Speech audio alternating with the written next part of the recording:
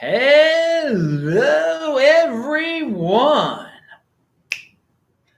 This is Adam Meister, the Bitcoin Meister, the Disrupt Meister. Welcome to the One Bitcoin Show. Today is October the 22nd, 2019. Strong hand. Bitcoin is the next Bitcoin. Value your wealth in Bitcoin. Offended by selling. Unconfiscatable. Be a unique beast. All right, you relentless people out there. Personal responsibility is new counterculture. Hello, my elite friends. Check out Friday's show, Saturday's show, all the shows, disruptmeister.com. Follow me on Twitter, TECHBALT. I am in Sydney. And I leave in about 24 hours. It has been great. There's an event tonight here at 6:15 if you're in Sydney, if you want to hang with the Bitcoin Meister and crew. All right. Question and answer today, dudes. You can ask questions and I will answer. Type in Bitcoin Meister and I will see it. Or you can do the super chat. All right. We talked about the event. I want to say that, hang on, it's hard to read. Oh, yeah, Friday's this week in Bitcoin. It will probably be on Friday. Neil Woodfine will be the guest. He works for the mysterious Blockstream. So all the people that FUD about Blockstream, Neil will be clearing up everything, the Blockstream satellite, all of those, whatever the Blockstream does. He will talk about that, plus a lot of interesting topics that he knows about. He's got a great Twitter feed. You should follow him. And all right, first tweet of the day to talk about is from Udi back in Israel. He's talking about Litecoin. Oh, if Udi's talking about Litecoin, what the heck's going on with the world? Is it all inside out? No. Interesting proposal from eCurrency holder and David Burkett and Satoshi Light, which is Charlie Lee, of course, to add MimbleWimble to Litecoin may be relevant for Bitcoin someday. All right, we've heard about these rumors beforehand. Looks like they're taking another step there, and Udi is commenting on it. You can read you can click on that link. You can see the technicals that are down there and everything. Litecoin as a test net for Bitcoin. That's what some people are going to say this is. But that, good luck. Put MimbleWimble on Litecoin. People have some respect for MimbleWimble out there, obviously, and that it's very private.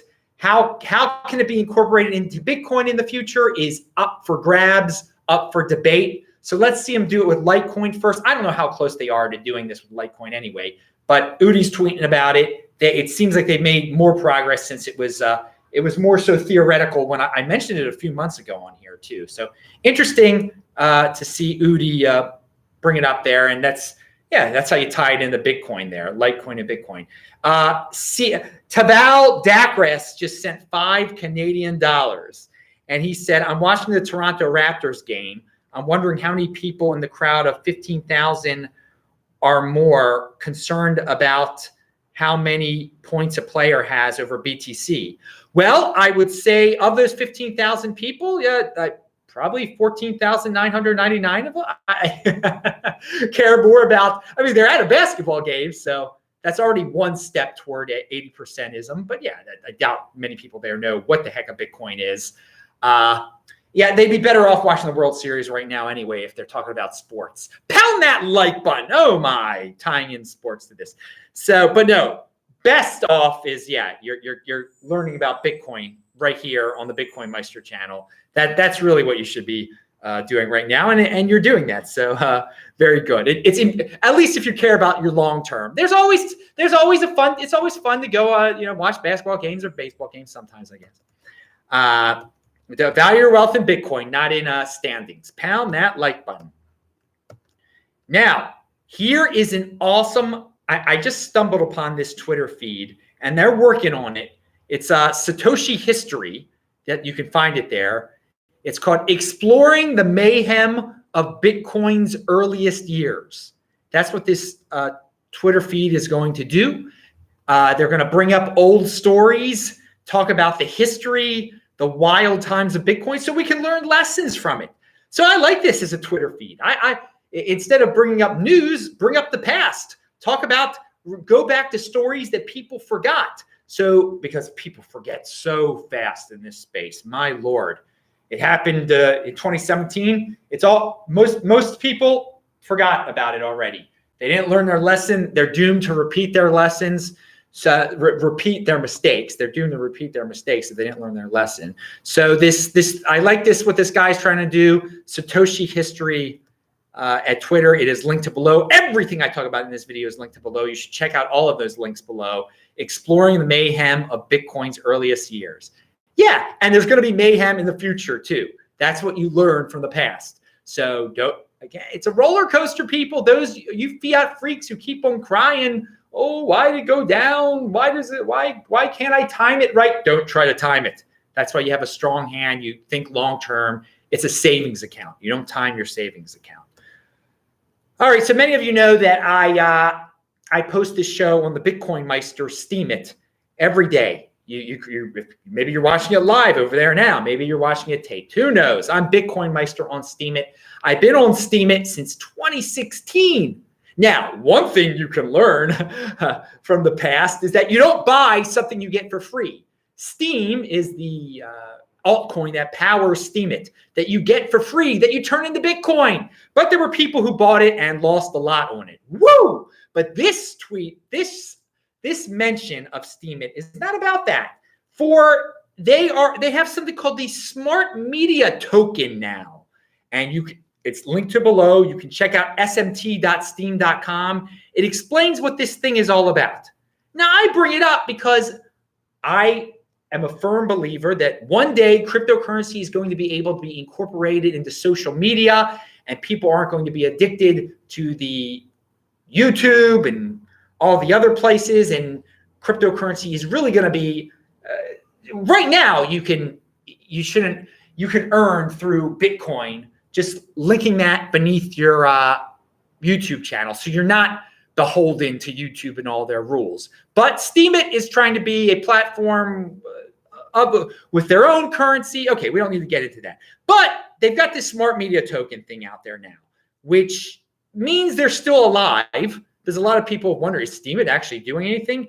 Well, they've come out with a new, so it gets confusing for people. They have Steam-backed dollars. They have Steem over there. They have now they've got SMT, or digital assets on the Steem blockchain that can be launched by anyone to help monetize online content and create incentives to encourage desired user behavior. Okay, so you're printing your own token, and you're going to pay people to play around on your Steemit page. All right, that's good. Unlike Ethereum's ERC20 tokens, SMTs have built-in proof of brain properties and a token distribution reward system designed specifically for digital content businesses. Okay, that last sentence was like total mumbo jumbo BS. They made up their own proof of something there. Proof of brain, yeah, that means nothing. But it's interesting. This line is very interesting. Publishers can also use tokens to fundraise via an initial coin offering, ICO. Whoa, dudes. You want people to ICO through your token, through Steemit? Well, this could get people interested in Steemit. This could get people to earn more Steem and turn it into Bitcoin. Another reason I'm interested in cryptocurrencies being tied into social media is that non-cryptocurrency people, non-Bitcoin people will get onto these sites and then find out about Bitcoin. They'll just be social media people looking for an alternative to YouTube, and they will find out about Bitcoin and cryptocurrency through sites like Steemit. That has always been what I thought was possible. Most people are addicted to YouTube. They haven't tried out alternatives. If there's some financial incentive to try out these alternatives, maybe they will, and then they will find out about Bitcoin. So there you go. There's the latest about Steemit. I wish them good luck, and I really hope they get newbies into cryptocurrency and then into Bitcoin. Again, you'll be able to talk to me at 6:15 p.m. Sydney time, which is what is that, in about 7 hours, less than 7 hours, I will be at the bar that's linked to below, the event here in Sydney. It's been great. All right, so Facebook, Libra, the hearing, Mark Zuckerberg, it's tomorrow. But linked to below, he's already shared what he is going to say. And maybe he'll probably go a little bit off script, I guess, and I'll ask him some questions. He's got his people out there already trying to frame the situation already, okay? And I like how they're trying to frame this. By the way, if you do have questions like a Taval, send a super chat, or you can type in Bitcoin Meister over there. All right, but going back to the main story here, the Facebook, he's got his people out there framing the situation like Libra is going to save us from China.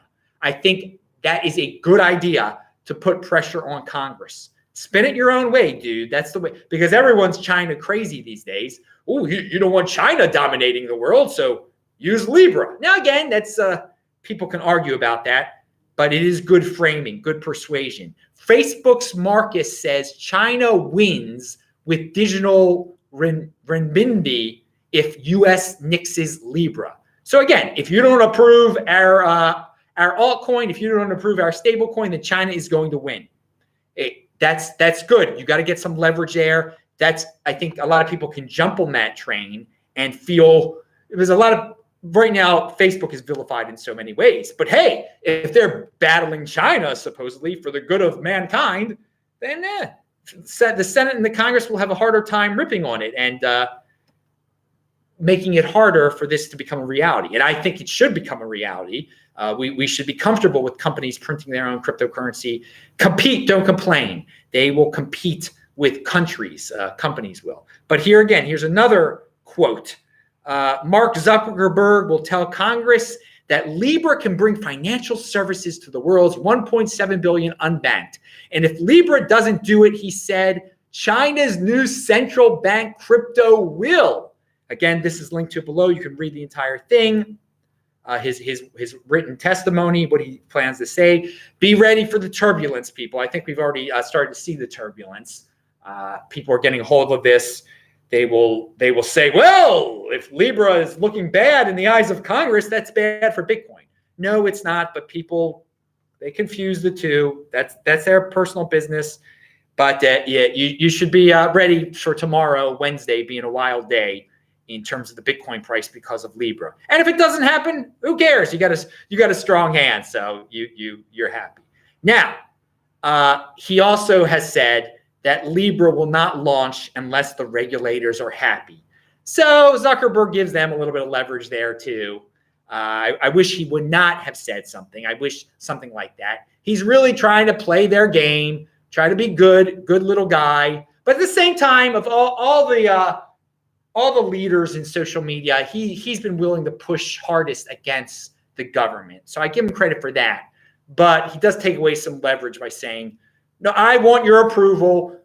Only with your approval am I going to do this. But at least he's put some pressure on in terms of framing it like you should approve this or else you're doing China a favor. So pound that like button. Okay. I wanted to mention short-term measurements. And the short-term charts, they are so meaningless, people. So what if you can predict the price of Bitcoin in 12 hours? What does because people are always bringing this up to me. Oh, what do you think about this chart? What do you think about what's going to happen in 12 hours? Like, what do you think? When Zuckerberg speaks? Oh, what about the price then? Who cares? Why that doesn't have anything to do with Bitcoin being your savings account? I mean, are you planning to time it to buy it and sell it, then buy it and sell it? Short-term capital gains taxes. You're gonna be recording all of that. I mean, you're gonna get on the government. That's worth it to get on the government radar because you're worried about what the price is going to be in 12 hours. Over the long run, it does not matter at all. And some people who come to this channel still do not get this very simple concept of long-term thinking and deferral of gratification and the best savings account ever known to man. That is Bitcoin. If you're worrying about price changes in the next 24 hours, the next 48 hours, you are going to get wrecked, dude. You cannot time this market. And why even gamble? That's not what this is for. This is not about gambling. But still, we've got people just like talking about all the death crosses and ridiculous things. And you're free to talk about that kind of stuff, dudes, but it's nothing to worry about. It is nothing to worry about. You get into this game because you want to be able to buy a house with your Bitcoin one day, man. So what's the point? What's the point to worry about what's going to be worth in 6 hours and 12 hours? And finally, Bitcoin Magazine. They have a new episode of their podcast out there. The latest episode of Bitcoin. Oh, I skipped something here too by accident. I'm glad I got a good memory here.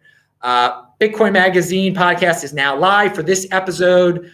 Writers Aaron Von Weirdum, Vlad, who's been on the show before, and Aaron's been on it, and Colin Harper converge on the Lightning Network conference in Berlin. And they talk about the Lightning Network conference, and they talk about a lot of topics. I haven't gotten a chance to listen yet, but I know we've got hardcore Bitcoin fans out there that want to hear about Lightning Network, that love Aaron and Vlad. So I linked to them. Check it out. All right. So the Litecoin Foundation, I get an email from them for some reason or another.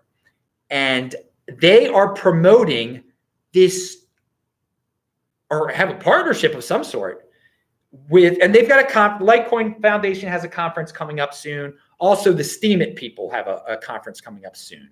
So say what you want about altcoins. If they're able to have their own conferences, they're getting top tier-ish. We know Litecoin is top tier, obviously. Steem, but what's this SafePal? I have never heard of this hardware wallet before. SafePal, that Lightning, that the Litecoin Foundation has introduced me to, and it's $40 or less.